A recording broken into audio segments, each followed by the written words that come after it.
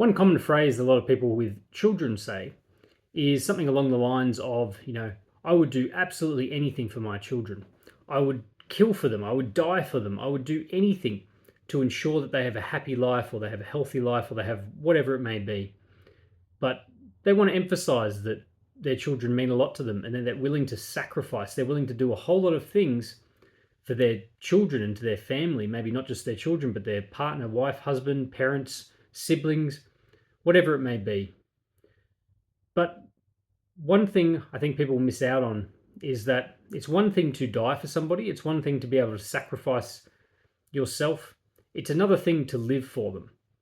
And most people out there, most children, most parents, most anyone who knows you, they don't want you to sacrifice yourself for them.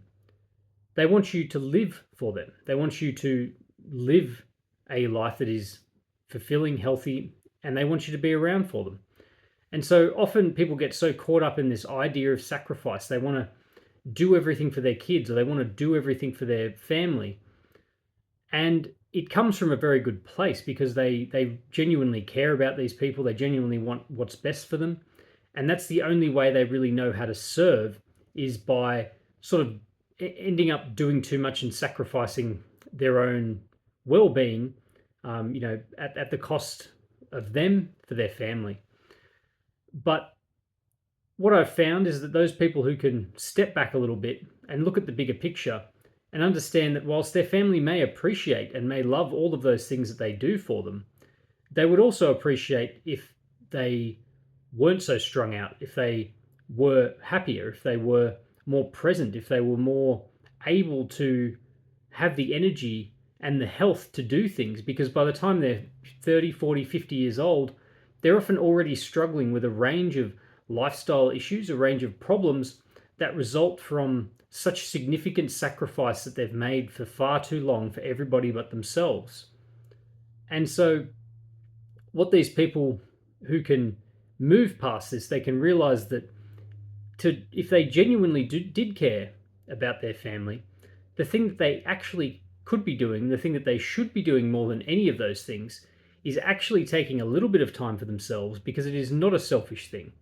It is not selfish at all to ensure that you're functioning at your best so that you can actually serve the people around you. Because if you want to remain someone who has the capacity, who has the ability, both physical and mental, to serve those around them, you need to have a level of physical health. You need to have a level of physical fitness and well-being. And this isn't to say you need to be an absolute athlete. Of course not. You don't need to be outrageously fit.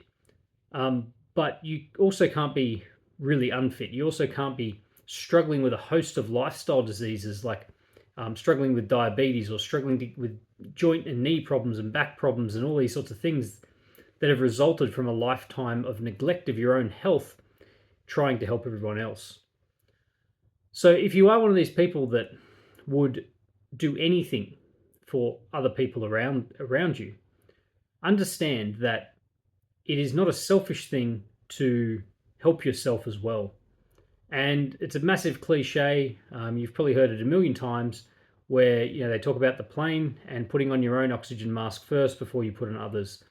But it's that scenario but we're playing it out over a long period of time. And so it's not as obvious. It's not as obvious that what you're doing is sacrificing yourself too much trying to serve others. But if you want to maintain that for a long period of time, if you want to be that person that can be the person to be relied upon and the person to help the people around you, then you need to help yourself at least somewhat. You need to at least lock in some time, lock in some things that you can do for yourself to ensure that you remain fit, you remain healthy, and you can continue to do the things that you do. So I hope that has been helpful and informative. If you have any questions, any comments, anything to add, please feel free to drop me a message or drop me a comment below. I'd love to hear your thoughts on this topic.